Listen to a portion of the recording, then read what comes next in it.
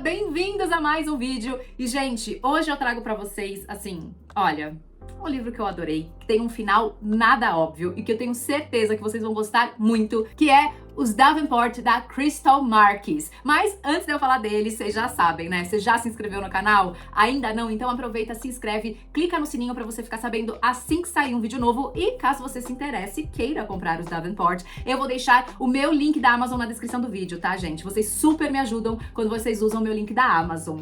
Mas bora falar desse livro, que aqui no Brasil é publicado pela editora Alt, com tradução da Karine Ribeiro. Ele é o primeiro livro da Crystal Marquis, é o seu livro de estreia e diga-se de passagem, estreou muito bem, viu, gente? É um livro realmente que eu gostei bastante. E a história começa em 1910, na cidade de Chicago, nos Estados Unidos. E aqui nós vamos conhecer eles, os Davenport, que é uma das poucas famílias negras muito rica e com um grande status social em todos os Estados Unidos. Eles moram em Chicago, numa parte bem rica da cidade, em uma mansão enorme. E o foco do livro, na verdade, são 4 jovens. A Olivia, que é a irmã mais velha dos Davenport, a Helen, que é a irmã mais nova, a Ruby, que é a melhor amiga da Olivia, e a Amy Rose, que é a governanta da casa. E a Olivia Elise Davenport é linda, bem comportada, obediente, acabou de ser apresentada à sociedade, logo tá na hora dela arrumar um marido. E a Olivia sabia que sua família era rara, porque além de lindos, eles eram abastados e negros. E é exatamente por isso, né, por serem uma família abastada e negra, que Olivia levava muito a sério um conselho que ouviu a vida inteira de sua mãe: sempre ficar por cima.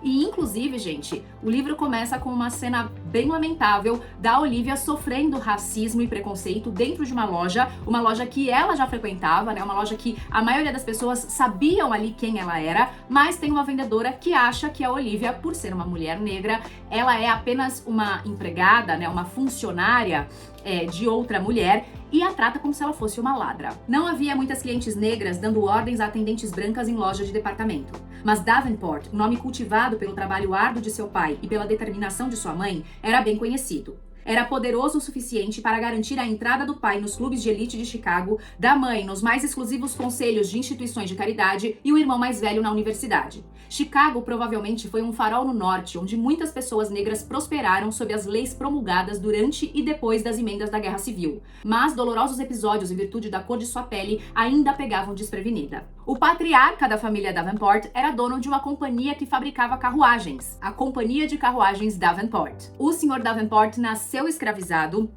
viveu, né, durante uma boa parte da sua vida como escravo, escapou da escravidão e migrou para o norte dos Estados Unidos, onde os negros poderiam viver, assim, um pouquinho mais perto do que seria uma vida normal, né? Uma vida com mais liberdade. Ele trabalhou em uma oficina de carruagens, juntou dinheiro e abriu a sua própria fábrica. E uma característica do Sr. Davenport é que ele nunca falava sobre o passado dele.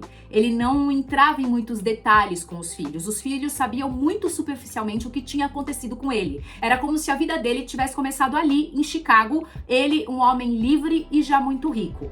E a mãe delas é descendente de escravos, mas ela já nasceu liberta. A mãe Davenport não nasceu escravizada. E a Olivia, nessa fase, né, toda ali procurando um pretendente, os pais dela também, né, já pensando ali num futuro marido para a filha, um dia ela é apresentada a Jacob Lawrence, um jovem negro inglês, inteligente, culto, viajado e de boa família, que era tudo o que a Olivia e os pais dela mais queriam. E sabe qual é a melhor parte? Que o Jacob Lawrence também se encantou por Olivia. Eles se conheceram, deu um match, tudo estava se encaminhando muito bem, parecia que o pedido de casamento ia acontecer logo menos. Enquanto isso, a Olivia estava tocando a vida dela. Ela trabalhava com a mãe em várias instituições de caridade, em várias associações nos subúrbios de Chicago, e um dia, saindo de uma dessas associações, ela fica muito curiosa com uma reunião que estava acontecendo num outro prédio, né? Tinha muita gente ali reunida, ela ficou curiosa quem eram aquelas pessoas, o que elas estavam fazendo ali reunidas, e ela vai até esse outro prédio que ficava perto dessa instituição que ela ajudava,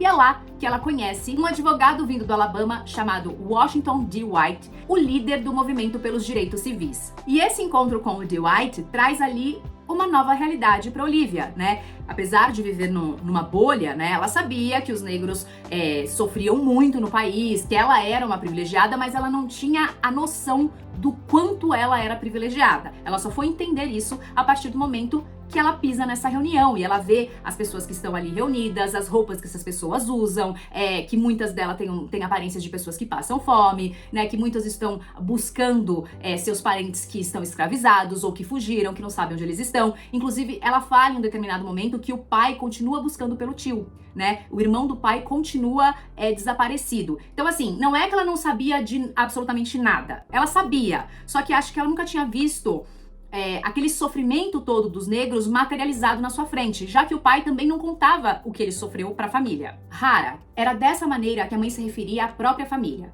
O pai tinha sido escravizado, assim como os pais dele e por todas as gerações anteriores. Ele não falava sobre sua experiência. A mãe deles pedia para terem paciência, dizendo que um dia ele compartilharia no tempo dele. As crianças da Davenport só conheciam a história ensinada a eles pela governanta, deixando-os imaginar o pior. Olivia se lembrava do momento em que se dera conta de que todas as pessoas negras que conhecia haviam sido tocadas pelo horror da escravidão. Às vezes, Olivia sentia isso como uma ferida profundamente escondida sob sua pele macia.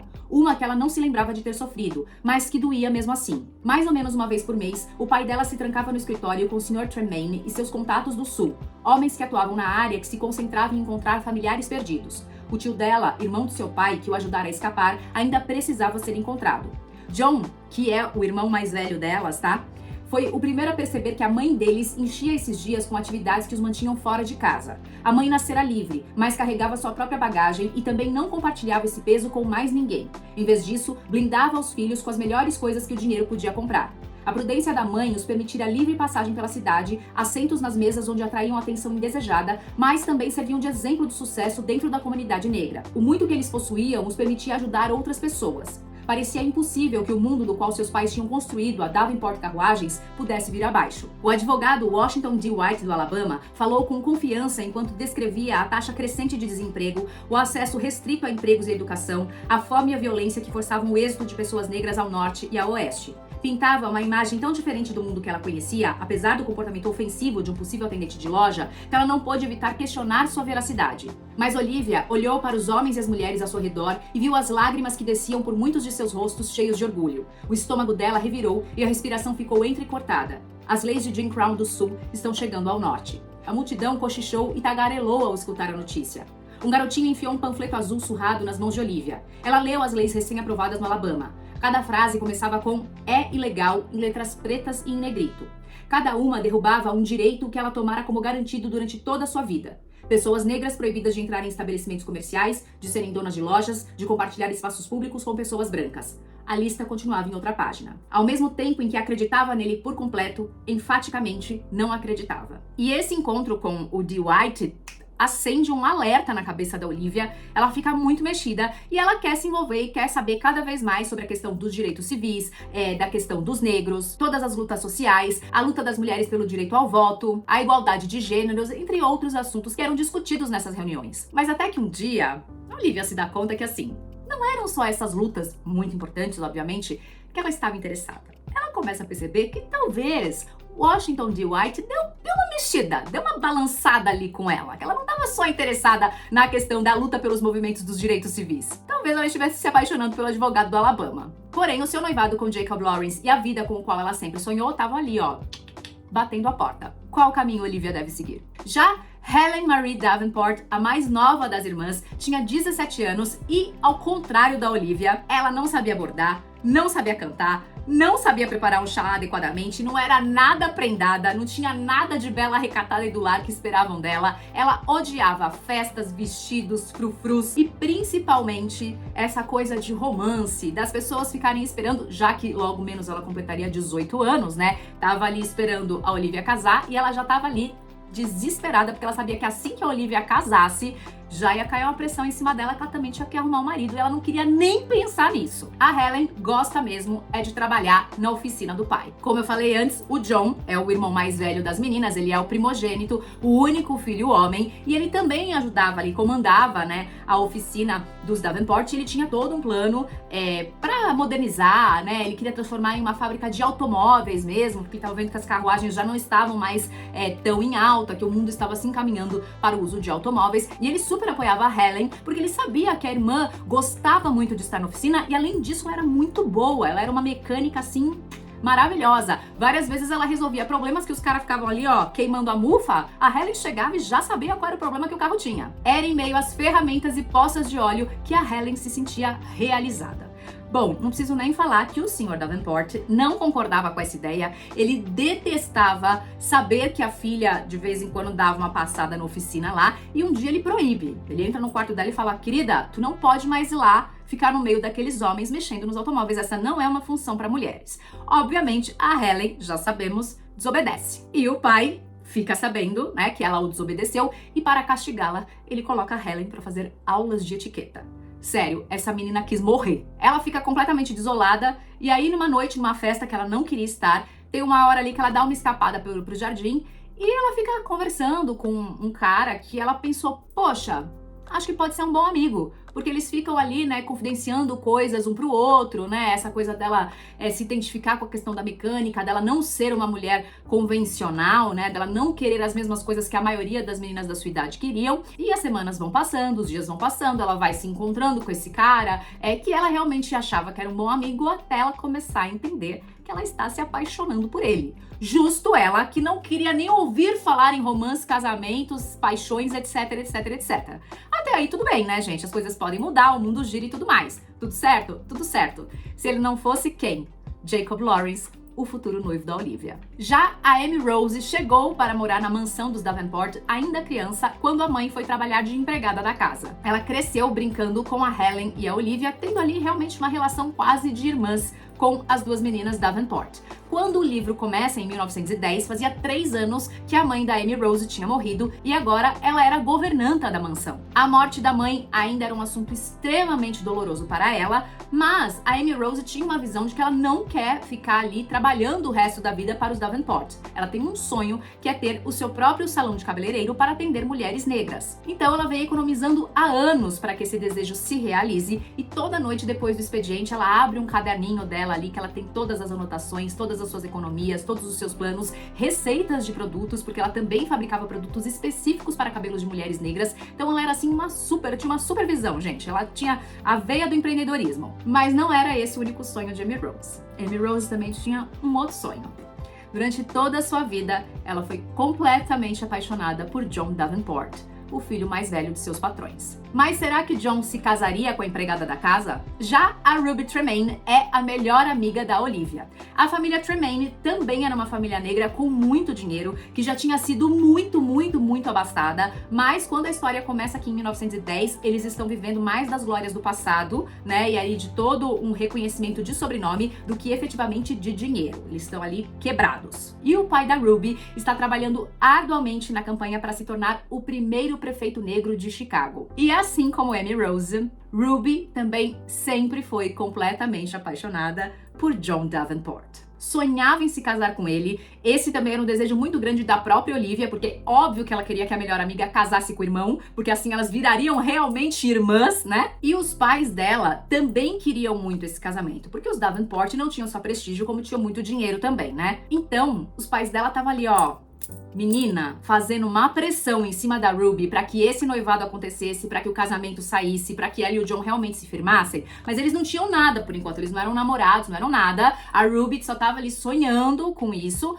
Mas as famílias eram amigas, também era um desejo do senhor e da senhora Davenport que o John se interessasse pela Ruby. Então, tem uma pressão ali para que essa coisa aconteça. Os pais literalmente colocaram nas mãos da Ruby a obrigação de salvar a família, e ela tá sentindo essa pressão. E não só ela tá sentindo essa pressão, como ela tá sentindo que, tipo, parece que o John não tá muito interessado.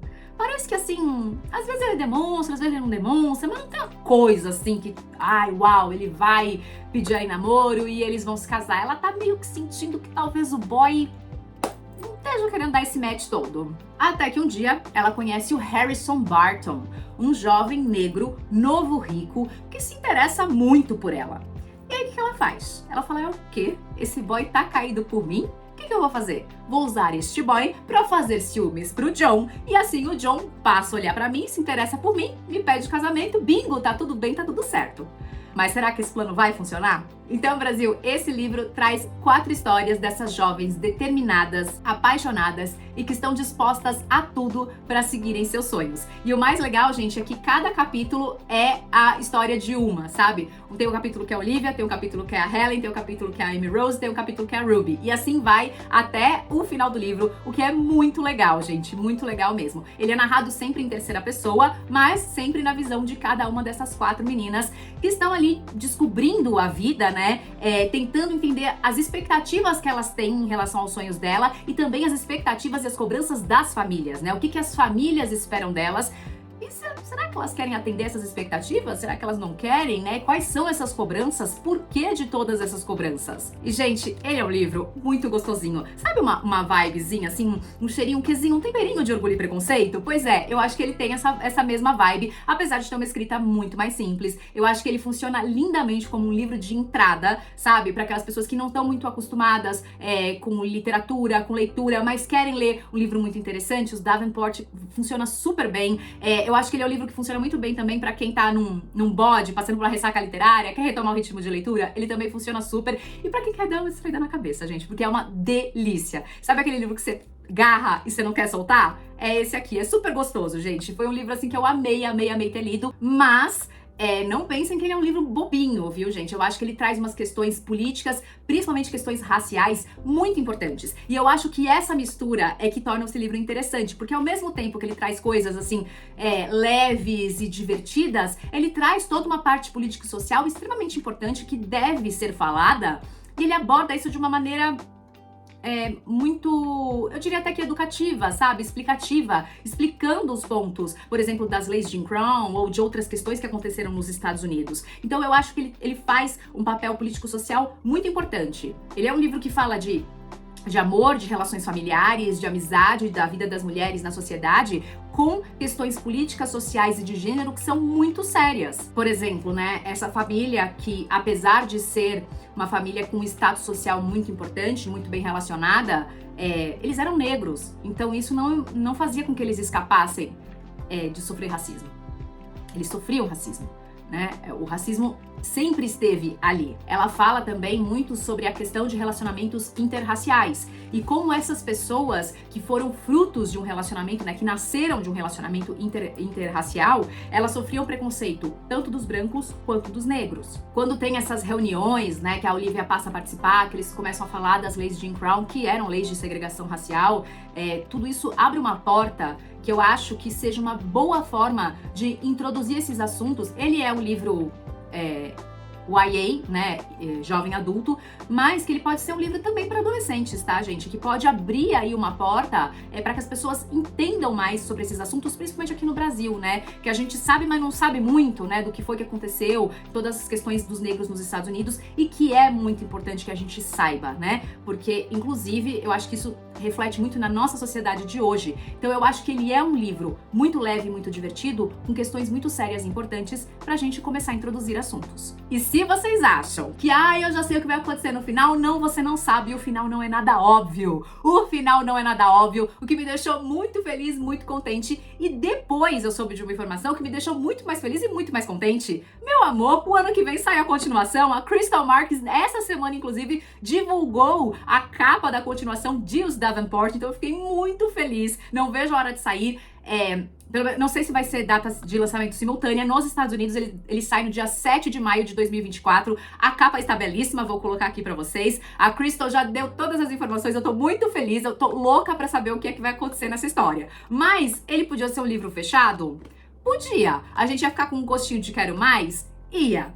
Mas ela fecha muito bem. Gosto da forma como ela fecha o livro. Agora, tem algumas coisinhas que eu não gostei, tá? Vou botar uns defeitinhos aqui. Eu acho que tem umas questões que eu acredito que sejam umas questões de tradução ter umas frases, assim, que, tipo, não fazem muito sentido, ou ficaram um pouco confusas, né? Ou então você fala, oi? Não, pera, volta. Então, eu acho que é uma questão da tradução, que podia dar uma revisadinha aí, né? Para as próximas edições, dar uma olhadinha nisso. E falando da história... Ai, gente, como é que eu vou falar isso? Não me levem a mal. Mas o personagem, assim, se tem um personagem... Hans, que garrei um Hans desse personagem, foi do Washington Dwight, o advogado do Alabama. Por quê? Vou explicar. Assim, os homens desse livro, não, só um parênteses, tá? Os homens desse livro, assim, não que eles sejam incríveis e maravilhosos, né, amores, assim... Menina, é arte imitando a vida imitando a arte. Mas o que eu peguei mais ranço mesmo foi o Dwight, pela forma como ele trata a Olivia e sobre as coisas que ele fala pra ela e dela. Vou explicar. Eu entendo que a Olivia nasceu numa bolha, que ela era uma menina super rica, que ela vivia ali a vida que a sociedade permitia que ela vivesse, sendo uma mulher em 1910 em Chicago, nos Estados Unidos. Uma mulher negra, vamos deixar isso aqui bem claro. Então, tudo bem, eu sei que a Olivia cresceu aí numa bolha, que o pai foi escravizado, a mãe já nasceu livre, ela não sabe muito da história do pai dela. E aí os pais, como eu li pra vocês, os pais criaram ali um universo na vida dos filhos para que os filhos não precisassem passar 1/8 daquilo que eles passaram.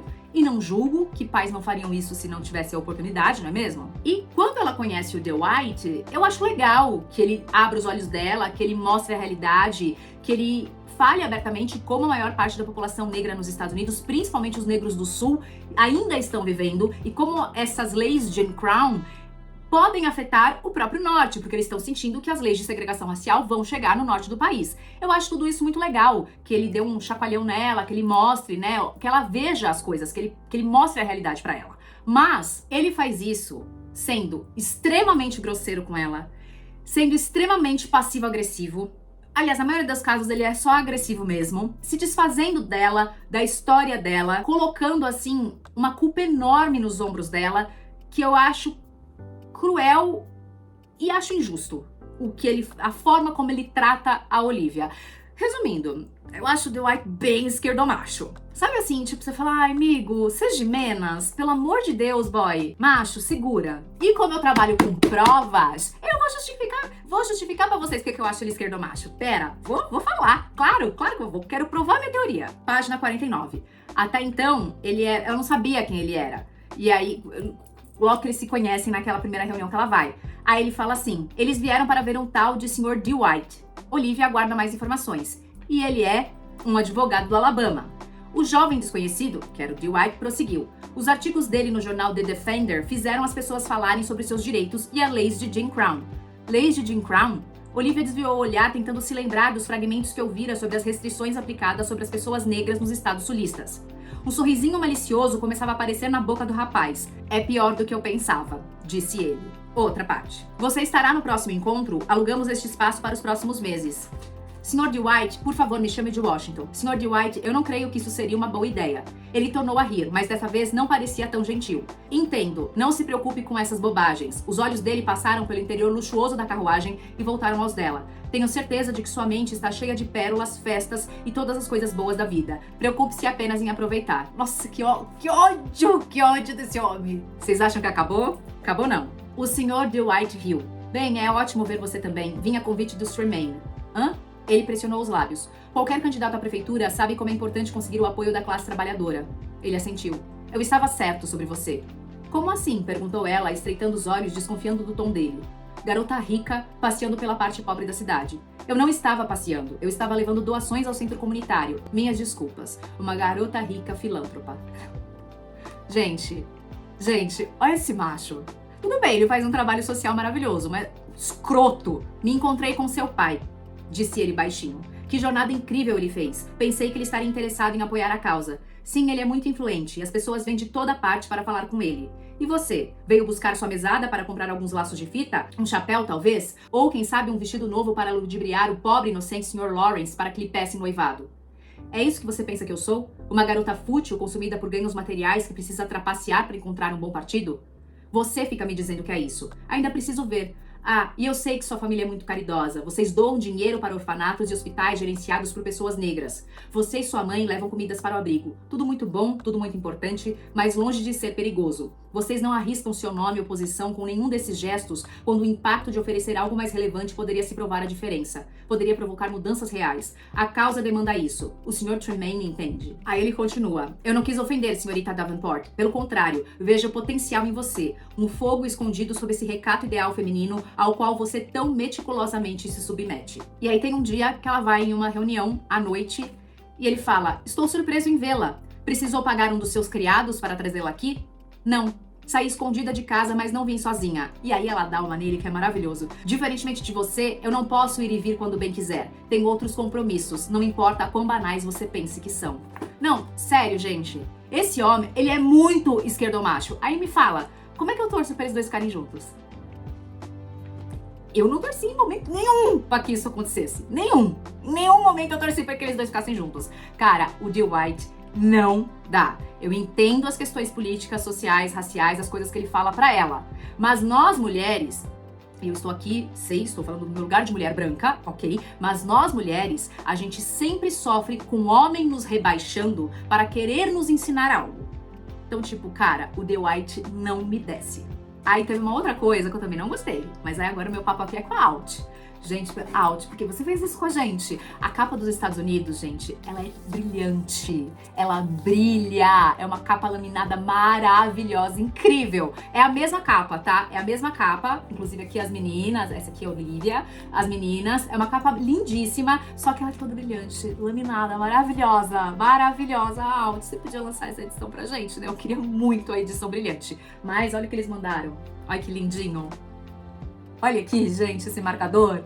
É muito chique, eu amei demais. E a Crystal Marks mora em Connecticut e é a mais velha de 4 irmãos. Ela estudou biologia no Boston College e na University of Connecticut. Como eu disse, esse é o seu livro de estreia. Ela começou a escrever os Davenport em 2019, depois de ler um artigo, gente, um artigo muito interessante, em que ela viu a foto de um jovem negro junto, né, parado assim, junto a um carro de luxo. Esse jovem era o Frederick Patterson. Então ela resolveu ir atrás, né, para saber, um jovem negro muito arrumado, junto com um automóvel de luxo, e ela descobriu que ele era filho do C.R. Patterson, que foi o primeiro e o único homem negro dono de uma montadora de automóveis nos Estados Unidos. C.R. Patterson, na verdade, é Charles Richard Patterson, que nasceu escravizado em uma plantação na Virgínia em 1833. E antes do fim da escravidão, ele conseguiu se mudar, né? Ele migrou para a cidade de Greenfield, em Ohio, que era uma cidade conhecida por suas ações abolicionistas. Ele começou a trabalhar como ferreiro em uma empresa de carruagens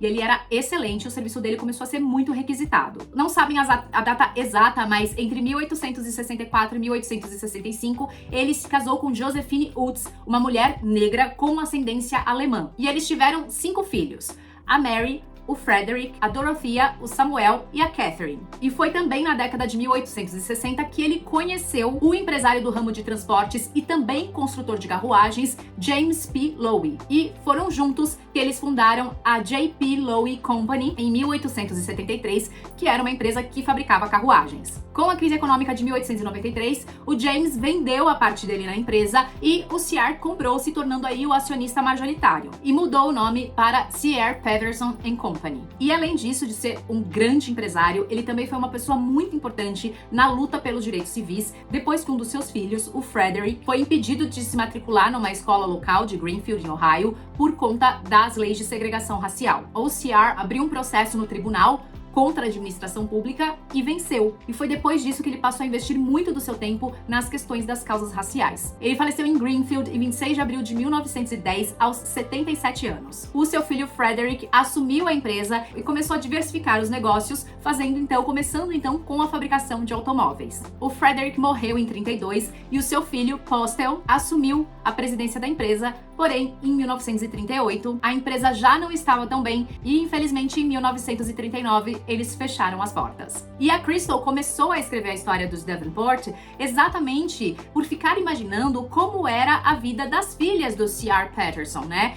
Da Mary, da Dorothea e da Catherine, que eram 3 jovens negras muito ricas, vivendo na alta sociedade. Então ela ficava imaginando, né, como eram as festas que elas frequentavam, as roupas que elas usavam, as pessoas com quem elas conviviam, como elas eram tratadas nas lojas que elas compravam, em quais lojas elas compravam, o que elas compravam. E principalmente que ela fala que havia 3 mulheres negras, 3 jovens negras, saudáveis, ricas, felizes, vivendo uma vida plena, cheia de privilégios, mas que também tinham o passado do pai ter sido escravizado. E tem uma coisa que ela quis mudar um pouquinho na história, né? Porque o C.R. Patterson, ele se estabeleceu em Ohio. Mas, conforme ela foi fazendo as pesquisas, ela foi entendendo a importância da cidade de Chicago para a migração dos negros para o norte do país. Então, foi por isso que ela decidiu ambientar a história em Chicago e não em Ohio. E ela diz que ela começou a escrever como um hobby e que esse hobby acabou virando aí uma brincadeira um tanto séria, né? Ela falava que sempre que ela tinha uma ressaca literária, ela começava a escrever alguma coisa, e ela fala que ela se tornou escritora meio que por acidente, porque ela tinha visto essa história, né? Ela começou a pesquisar sobre a história do C.R. Patterson